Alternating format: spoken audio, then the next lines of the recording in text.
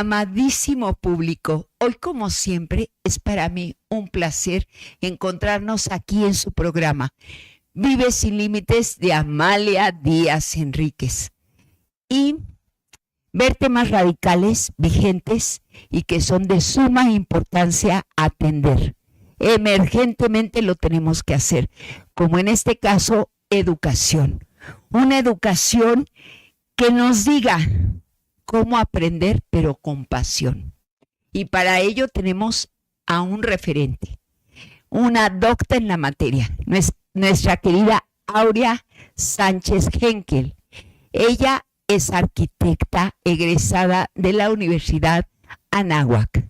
Ella también es maestrante en educación media superior y es docente en matemáticas en educación media superior.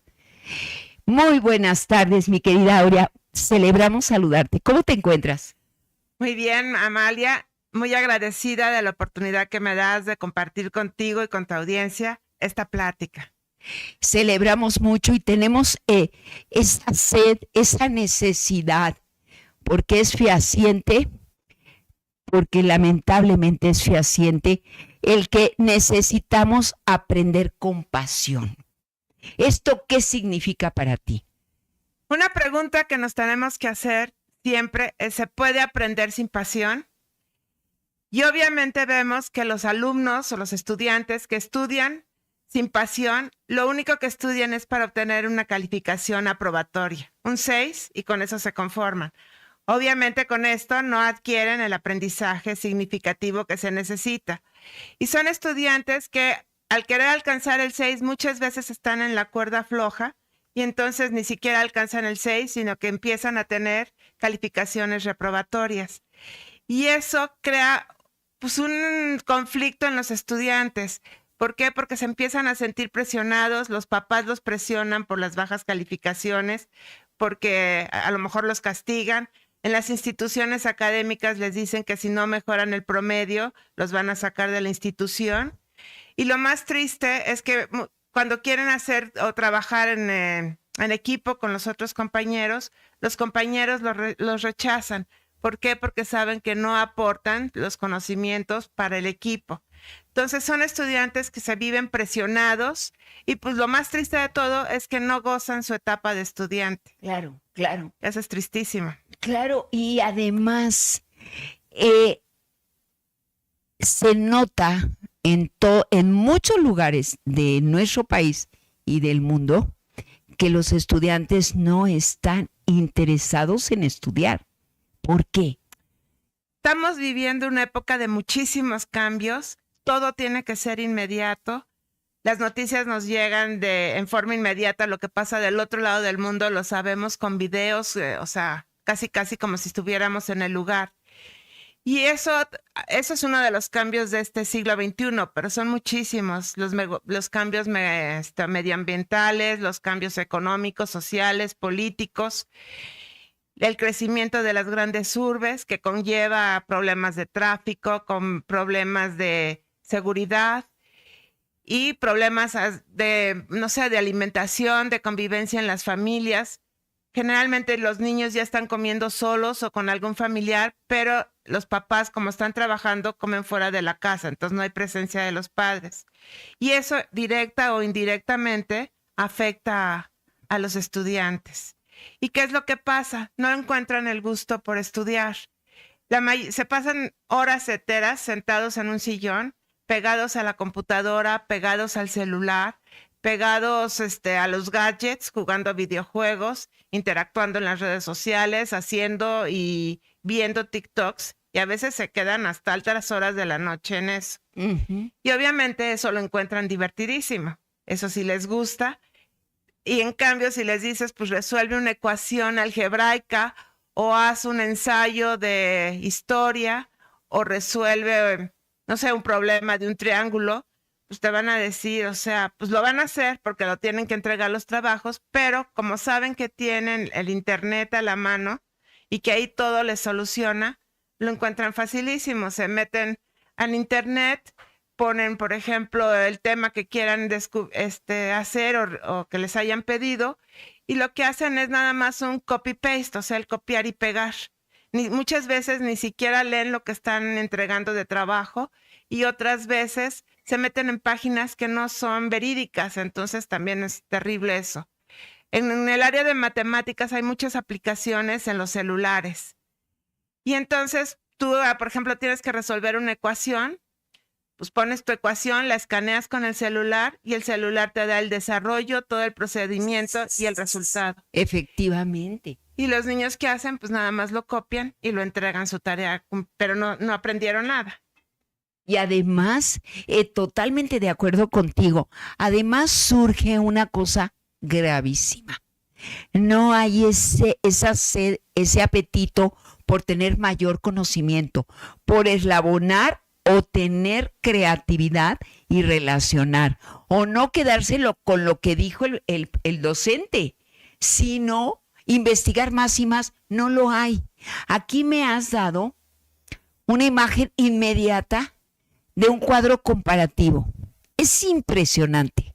Mientras unos alumnos de cualquier punto geográfico de nuestro mundo tienen todo para alcanzar el conocimiento y no les interesa accesar a él, también hay un grupo hambriento de grupos indígenas, de grupos que no tienen escuela más que a 8 kilómetros adelante, o que tienen un pequeño salón de 2x2 en pleno jardín, vaya, en un cerro, y tienen 8 grupos. ¿Por qué? Porque son niños de cualquier edad, pero tienen apetito y buscan el aprender.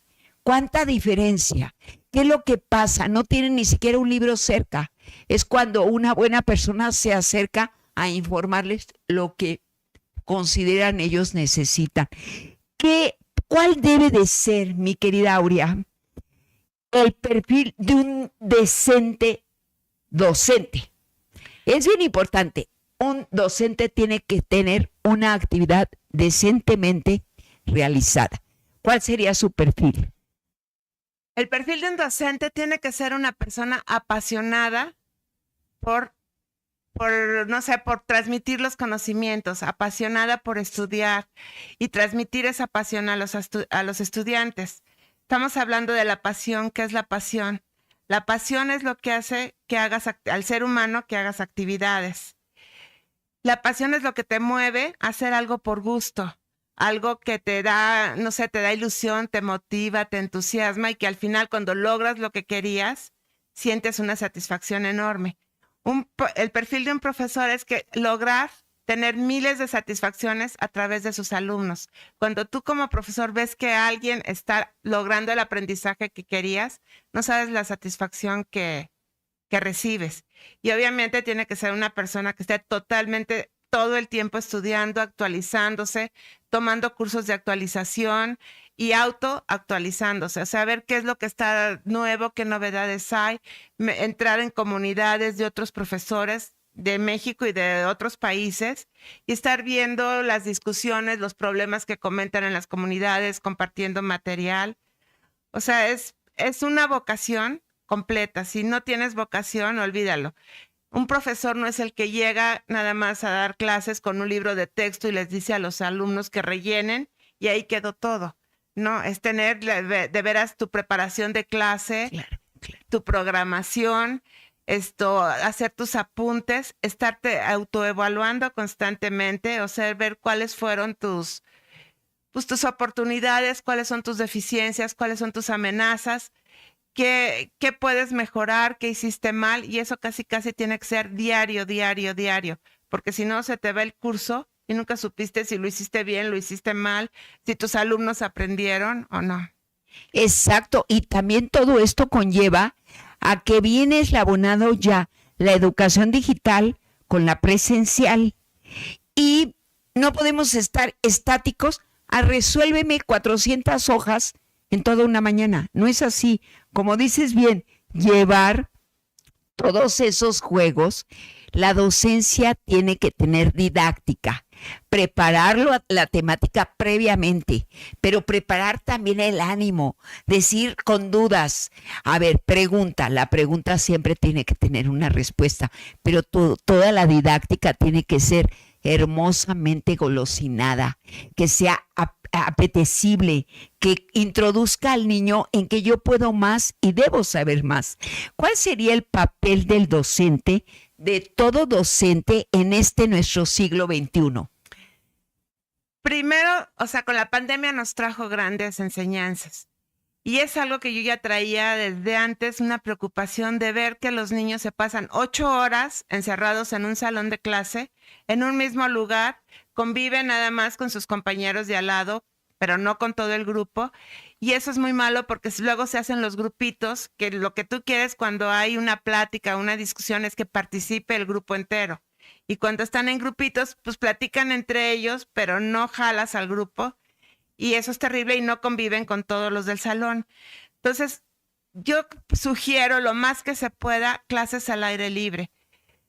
Romper con el aula tradicional, que los profesores diseñen trabajos que se puedan hacer en equipos al aire libre, que los alumnos sean libres de ir a la biblioteca del colegio, consultar, ir a una computadora y entre ellos discutir, argumentar, buscar la solución del problema y llegar al problema.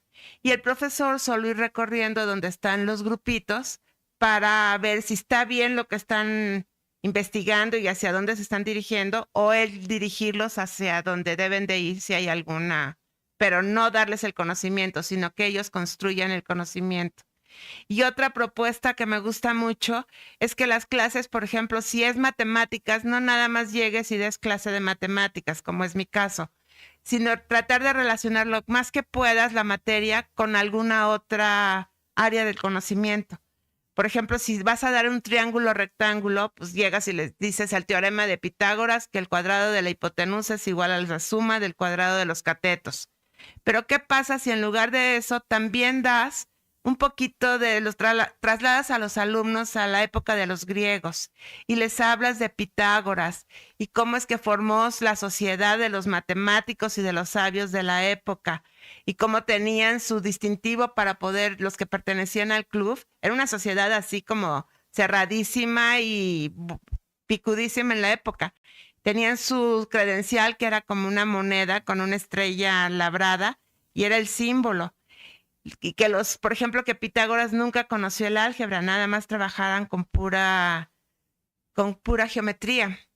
Y que Pitágoras, por ejemplo, fue el que descubrió el primer instrumento de cuerda, que era una cuerda, que era un entero, y la fue dividiendo en fracciones, encontró la octava, ahí pisó y encontró el sonido. Y a partir de ahí fue encontrando los demás sonidos a partir de las fracciones. O sea, a lo mejor son pequeños comentarios, pero que vas llevando a los niños a que se apasionen por la cultura, a que ellos después quieran investigar y saber más. O por ejemplo, alguien que enseña anatomía, que estén viendo el cuerpo humano, pues ¿por qué no trasladarlos y conectarlos con Miguel Ángel? Y decir, pues, ¿cómo es que Miguel Ángel logró esas proporciones en las esculturas? ¿Cómo manejó el movimiento dentro de un pedazo de mármol? ¿Y qué fue lo que hizo? Y resulta que Miguel Ángel pues, tuvo que pedir permiso para entrar a un anfiteatro y en los cadáveres los disecaba y es como estudió todo las venas que vemos en los cuellos, el músculo que se levanta cuando haces determinado movimiento, la proporción perfecta de la cabeza con el resto del cuerpo. Entonces, con que los traslades así a determinadas áreas del conocimiento, que no sea justo tu materia, les va sembrando la semilla de la pasión por aprender. Exacto, exacto. Y muy bien dicho, porque es la forma correcta de usar un internet, la investigación. Fomenta un buen docente, fomenta esa sed de más, quiero más. ¿Cómo es posible que diseñaron esto? Las pirámides, tanto las de nuestro continente como las de otros continentes en Asia, etcétera. ¿Cómo es posible que están perfectamente en el mismo hemisferio? O sea, corresponden perfectamente. Hay unos grados de cambio, ¿por qué? Por los sismos. Pero ¿cómo es que tuvieron esas perfecciones en aquellos siglos? ¡Qué impresión! ¿Cómo podemos entregar la correcta disposición en el Internet? ¿Cómo pueden los estudiantes usar en forma correcta el Internet? Ahí sí juega un papel muy importante el docente. Tienes que enseñarlos a que investiguen en páginas que son verídicas y no que se queden con la información de una sola página, sino que lean 2, 3, 4 páginas, comparen la información, la puedan complementar. Si falta en un caso falta alguna cosa, la complementen con otra, la evalúen, vean los pros, las contras y tengan el criterio de construir sus propios conocimientos. Eso es básico, porque pueden accesar también a sitios que no son propios para su edad. Y lejos de canalizarlos en una investigación que les produce bienestar, pueden difuminar ese bienestar e irse al lado totalmente contrario. Hay 2 pruebas que yo conozco, una que se llama PISA y otra prueba que se llama Survey for Adult Leaders. Sí, que es el PIAC. Exacto. ¿En qué consisten estas 2 pruebas, por favor? Bueno, la más conocida es PISA, que es las 2 pruebas son a nivel global. El chiste, surgieron estas pruebas para estudiar la estadística de cómo estaba el aprendizaje a nivel mundial. La de PISA es la más conocida, se aplica a estudiantes de 15 años. ¿Y qué es lo que pasa? En México ha causado un poco de controversia porque los resultados no han sido buenos. La prueba de PISA evalúa matemáticas, evalúa español y evalúa ciencias. En matemáticas hemos salido muy mal, en español hemos salido muy mal, pero ¿qué es lo que pasa? Dicen, no, es que no saben nada de matemáticas nuestros niños en México, es un fracaso, mejor no la tomamos. Y muchas veces no es que no sepan matemáticas, sino el problema es que sí saben hacer todas las operaciones perfecto, a veces están mucho más violentas que en otros países, con un grado de dificultad mayor que a lo que lo hacen en otros países, pero el problema en México es el razonamiento. Eso es lo que nos está costando todo, porque sabes hacer las operaciones, pero no sabes aplicarlas a un problema de la vida real. Entonces eso es grave y en español pasa lo mismo. Saben leer, pero no saben interpretar lo que están leyendo. Literal. Y por ejemplo, ¿qué piensas, mi querida Aurea, en relación a la enseñanza en nuestro país y en el mundo entero? Este siglo XXI nos abre las puertas hacia lo infinito. Está, impresionante todo lo que podemos hacer. Podemos estudiar una maestría en cualquier parte del mundo en línea. Y ahorita realmente la tendencia de la educación es el B-Learning, que va a ser semipresencial. O sea, hacer partes en lugar in situ y partes en tu casa, ¿no? Con internet. Viene una tendencia nueva que es que no se maneje ya una materia por separado, sino que se organicen todo un conjunto de materias y los profesores se reúnan para diseñar material que se llama casos, así entre comillas. Y entonces es que son profesores de historia, de matemáticas, de geografía, de español, de biología, y van construyendo casos. Y esos casos implican que los alumnos tengan que aplicar todos sus conocimientos de todas las materias, interpretar gráficas y encontrar caminos para ver cuál de todos es el óptimo, aplicando todos sus conocimientos. Y eso es muy importante porque actualmente en los trabajos no te preguntan si sacaste mención honorífica en tu carrera. Te están poniendo casos y están viendo la capacidad de razonamiento y la capacidad para proponer soluciones. Entonces se me hace muy interesante esa tendencia. Exacto. Es como nos decía Confucio, la educación alimenta confianza. La confianza alimenta la esperanza. Y la esperanza alimenta la paz. Muy bonito. Definitivamente, y como nos dijo también Nelson Mandela, la educación es el arma más poderosa porque se usa para cambiar el mundo. Einstein también dijo algo importante. Una frase que marcó mi vida, que es la de: nunca consideres el estudio como una obligación, sino como la oportunidad de penetrar en el bello y maravilloso mundo del saber. Y como conclusión te diría, si de veras hay una persona que empieza a tener pasión por estudiar desde joven o desde niño, jamás va a dejar de estudiar. Y te diría que esa persona va a llegar siempre a vivir sin límites. Efectivamente, vivimos sin límites en su programa. Muchas gracias, mi querida Aurea. No, Tu público y tu servidor estamos muy agradecidos con tu presencia. No va a ser la única vez, te vamos a solicitar muchas visitas de favor y agradezco a mi amadísimo público su presencia con nosotros. Les amo profundamente y recuerden de por vida. Libera tu mente, libera tu vida. No lo olviden, Vive Sin Límites los espera siempre. Gracias, les amo.